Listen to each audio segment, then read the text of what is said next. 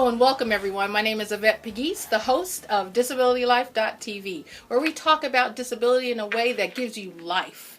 And we love being on the BizLinks network. Thank you so much to BizLinks, and thank you to my guest, Miss Constance Benson. We're going to talk a little bit about her disability life in a moment. So Constance. Yes, ma'am. I'm so excited to have you on the show. I cannot even fathom the blessing it was to meet you. I know when we met, it was almost like we were friends, instant friends. Yeah. And you shared with me your experience, which I'd love to share with the studio audience or with the viewing audience. So let's start at the age of 10. I know what I was doing at the age of 10. So tell us a little bit about what you were doing at the age of 10. Okay. At the age of 10, I was a major tomboy. I was jumping in and out of trees, fishing, playing in the dirt, mud, just not anything that I am today. Right. But at the age of 10, I discovered my love for modeling. We can see that now. You are stunning inside and out. Thank you. So tell us about how do you go from being a tomboy to a, quote, top model? Okay, well, let me tell you what happened. Okay. How I developed a love for modeling. Okay. Okay, one day I was playing in the living room with my toys in front of the TV watching cartoons, Saturday cartoons. Right. And I saw a commercial come on. And it was these beautiful, tall girls just walking down the runway. And I saw the lights and the music is do, do, do. And they were just strutting their stuff. And I was like, I want to do that. I want to be one of them. Wow. I didn't know what they were, but I wanted to do it. And I found out it was they were models. They were on a runway show, and they were promoting something for a like a model showcase. Okay. And from there, I called the number, went there, did the little competition, and I was just struck by the bug. I loved running the runway. So wait. I hope you're listening, everyone. Am I hearing correctly that in the very moment that your dream became realized, you actually took action and have been living that dream since the age of 10? Am I hearing that right? You're hearing that correctly. Okay, that's a selfie moment. So we're going to do a show selfie. All right? You All ready? Let's do this. You're used to being in front of the cameras. All right, everybody. Smile if you're watching. All right. Excellent. Well, congratulations. I'm so excited. So what happened next? Okay. So what happened next was I went to the modeling competitions and nothing panned out. Wow. Yeah. At the time when I went to the modeling competition, I lived in South Carolina, and we had traveled from South Carolina to Georgia. I didn't do well in the competition, Wow. and it did not pan out. So we went back to South Carolina, lived there for a while, and then my parents decided that we needed to move to Georgia. Okay. So when we moved to Georgia, it had been like about 3-4 years since I did the competition. Okay. And I told my mom, I came downstairs, I told her, I said, look, I want to model. She was like, okay, you want to model. Right. I was like, I want to model. And she said, I tell you what. She said, if you want to model, you prove it to me. She said, go make it happen. Wow. And if you go ahead and you make it happen, I'll support you. Wow. The minute she said that, okay, this is going to reveal my age now, okay? Okay. Don't tell nobody. The minute she said that, I went and got this thick yellow pages, like the big, huge yellow page. I know, girl, it was heavy. And I flipped over and I looked at the M's, and I was like, okay, model. I called every single number in that phone book. Wow. And I went all the way down the list, met with the different, I went down the list, called everybody, found out where exactly I needed to go and what to do and what times for open calls. Right. And then I brought that list right to my mom, and my mom said, okay, well, I guess we're doing this. Wow. And so we went down the list, and we went to every single one of those places. She talked to the people, and I came across my now agent, Gina Henry. Wow. Yeah. What an amazing journey. And I'm just... I was just wanting to share that with you because what you'll hear next surprised everyone.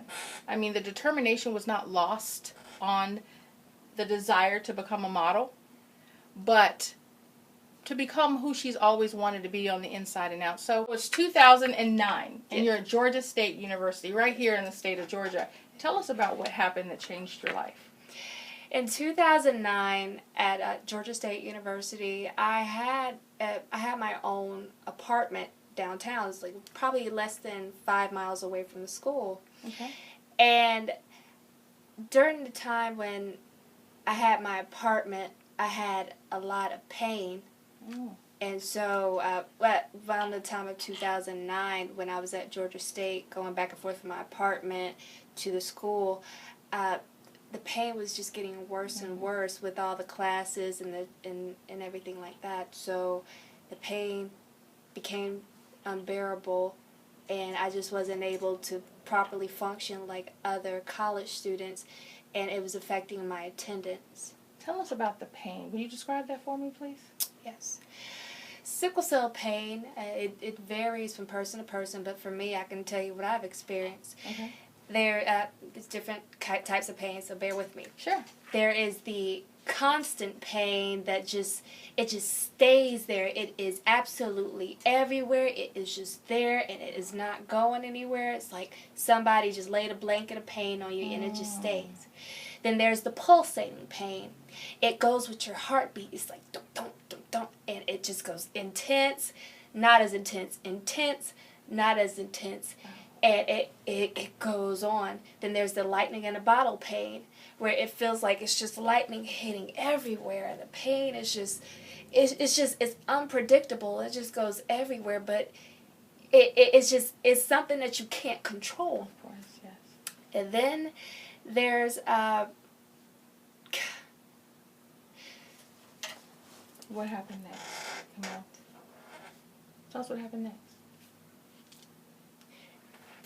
My pain was constant. It was all the time, but it was manageable. In 2009. It just wasn't manageable enough for me to attend college. Okay. The pain got so bad that I took a semester off. Right. To go back with my parents and to kind of nurse myself back to health. Now, did you have any help when you went back to live with your parents? Because it's kind of a big jump, right? Going from your own dorm, college. Tell us about what happened when you got back home. Well, tell us about that miracle.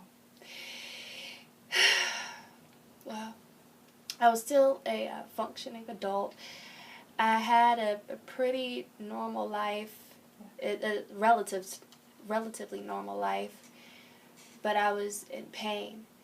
I went back home with my parents because, believe it or not, both of my parents are nurses. Oh, wow. Yeah. So I lucked up. Yes, you did. But I went back home, and my parents and we had to become more educated on my sickle cell and the transition that I was going through, because I was going from like teenager to young adulthood. Yes. And so my body and my disease were taking a different direction, and things were getting a little bit worse, but they were still manageable. I was still able to go out and do things, not like I could in my earlier years, my teenage years. Right. But I was still able to function, but just not well enough to attend my classes consistently and to be present. So I'm glad you brought that up, because it sounds like, based on your outer appearance, you've got everything going for you. But it sounds like we're talking about an invisible disability. Yeah. And what I'd like to learn more about is, how did you get through it? I mean, tell us the steps toward recovery, or where you are today. Well, in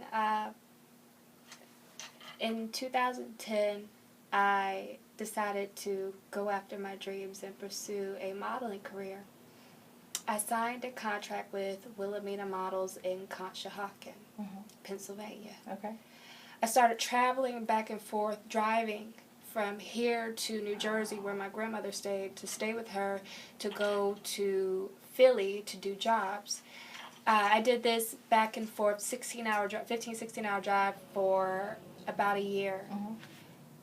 Every single time whenever I went to Philadelphia, Jersey, to go to Philadelphia, right, and then go back to Jersey to come back to Atlanta, every single time I went to the hospital, the ER, or my doctor's office, I was always in pain. I was sick, and I would be down for about like a good 2 weeks. But then I get a call from my agent saying, hey, we got you another job. We need you up here.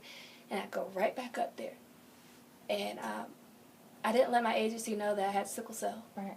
I didn't want them to hold it against me and think that I was disabled, Right. that I couldn't do my job because it was my dream. But you were born with sickle cell, right? Yes, you're born with sickle cell. But you chose not to disclose.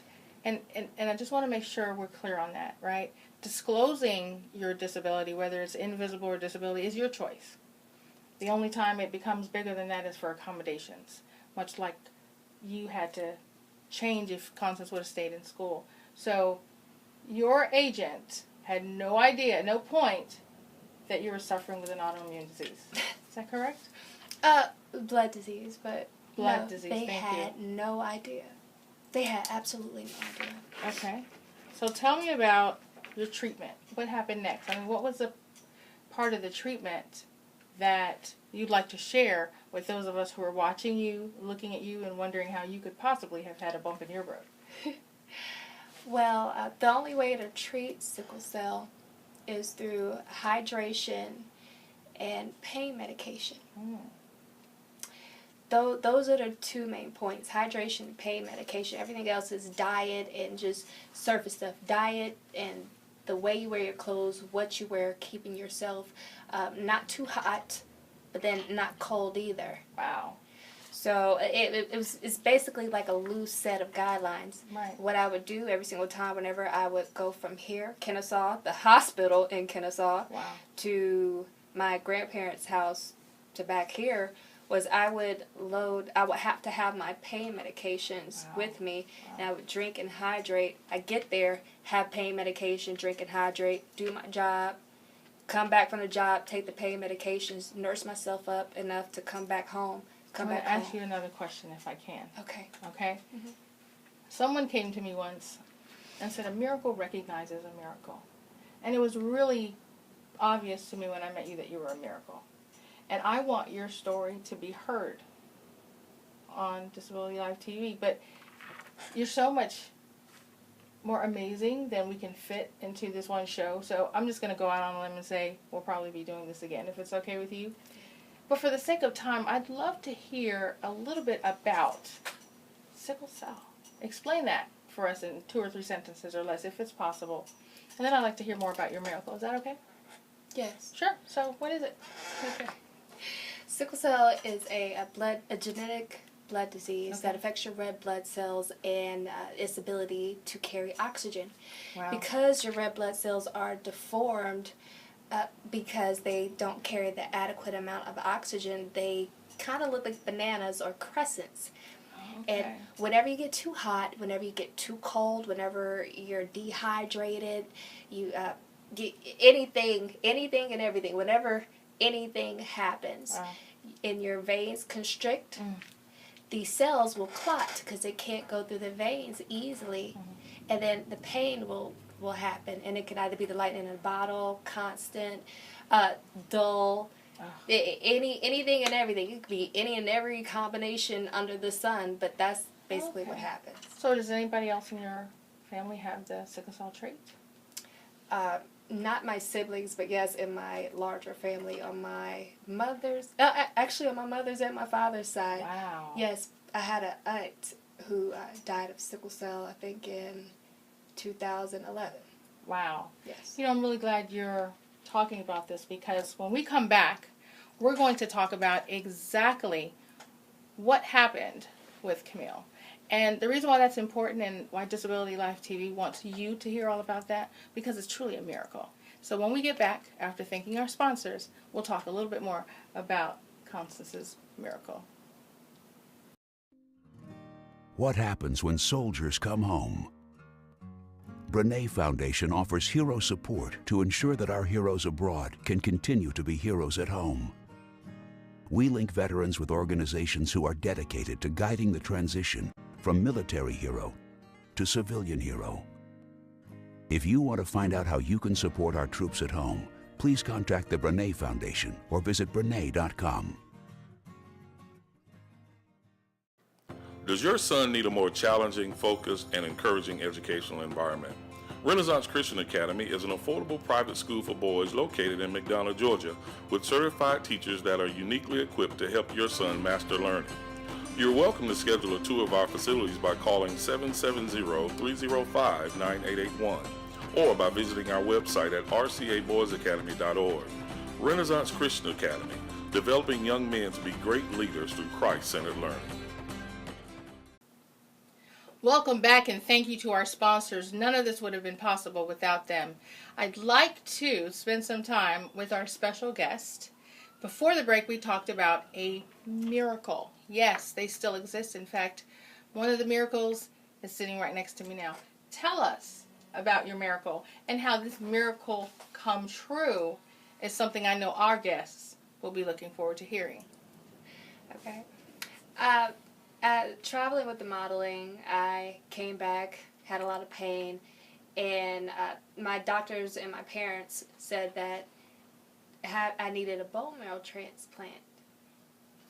Okay. So in 2011, I think, we started going to see somebody for a bone marrow transplant at Emory, and we started the process. Then on October 30th, 2012, I had my bone marrow transplant. Wow. Tell us about your bone marrow transplant. That was pretty amazing. Oh, yeah. It was rough. My little sister, Samantha, she was my donor. Wow. She was 100% matched, 10 out of 10. And it was just amazing. It was nothing but God. But my little sister was my donor. And we had the bone marrow transplant at Emory University Hospital. So I was in Emory University Hospital, and she was in Eggleston Hospital, which is right across the street. They got the bone marrow directly from her and brought it right over to me. And I had it less than like 2-3 hours after they extracted it from her across the street. Wow. Oh, my goodness. So, correct me if I'm wrong, but so part of your baby sister is actually living in your bones and helping your body? Is that what I'm hearing? That is what you're hearing. That's pretty amazing. It is. And there's nothing like having someone who loves you that much and who will do that much so that you can be that much. And you are. You're that much. And I thank you so much for being candid and sharing this with us, because there's something else you did. Tell us about that. What did your treatment mean to the medical community as a whole? Well, my treatment was unique because I was the first person ever in the world cured of sickle cell anemia under the STRIDE HCT bone marrow transplant. I am the 10th, well, at the time, because they've since cured a lot of people because of the success. Exactly. I was the 10th person, 10th adult in the world cured of the disease. Did you hear that, ladies and gentlemen? Cured of the disease. And what's beautiful about how you're presenting this is it wasn't an easy journey. It's a blood disease that you were born with, and you can pass on to other people. But instead of passing on disease, you're passing on nuggets of truth. You're passing on your experience. You're making the world better than it was when you got here. And to think that you can do that through the pain that I know you're in, sometimes even as you sit before me, is just so overwhelmingly wonderful. And I know you've done great things with it. So tell us about what you've done since getting that program. I think was it the first time that it was being used, or under the conditions? Yes, I am the first person cured under this study. Got it. It was a bone marrow transplant study, and I had to have chemotherapy, like aggressive chemotherapy to destroy my immune system, so they could wipe out me and my sickle cells to replace it with my little sister's sickle cells. Got it. So I was in an extreme amount of pain when this happened. Okay. And even shortly thereafter, the bone marrow transplant, I was in pain. But as of today, 2015, I don't have any pain. Oh my God. Say that again for the audience. I don't have any pain. Oh my goodness. She doesn't have any pain. I mean, to have grown through that instead of just going through that is what we see here. You know, it's more than just hair and makeup. Your light is shining from within. And I think in 2013 you did something that our virtual audience would like to hear about. Tell us about that. In 2013, I created a website called Road2TheCure. And the purpose of my website was to share my story, all of my story, because I recorded every single part of my journey. Wow. It was emotional, it was trying, and I was like, I'm going to look back on this, I'm going to remember this. Exactly. You know, because just in case the chemo affect my brain, I'm going to remember this. Brilliant. Yes. Brilliant. And blackmail for my family, just in case, you know, anything goes funny. The same family that gave her bone marrow, she's thinking of blackmailing. How was that? Oh, yeah. Be like, girl, you remember, you saved my life. Come on, girl, help me. Speaking of help, you're really helping a lot of people with this website. How has that changed the way that you heal and support other people through their healing process? Well, it's amazing. You go from having sickle cell, you have a disease, to then they tell you that medically you don't have it anymore. Wow. So you go from being the person who is in the bed to being somebody who's like an outsider, and you can give somebody with sickle cell advice. Right. I just want to bring people into my world, all the people who have sickle cell. Yeah. I want them to know, God, life, it can be so beautiful, so easy. Exactly. I never would have imagined that I would be able to wake up and then go a full day without any pain, let alone a week, let alone months. Like, I have a life. Oh, you have more than a life. You have a D-life. And that's disability life. And I'd love to share with you something we do at the end of every show. Yes. But before we do that, do you have any short closing words or a message that you'd like to share with our virtual audience? Yes. Sickle cell is not a death sentence.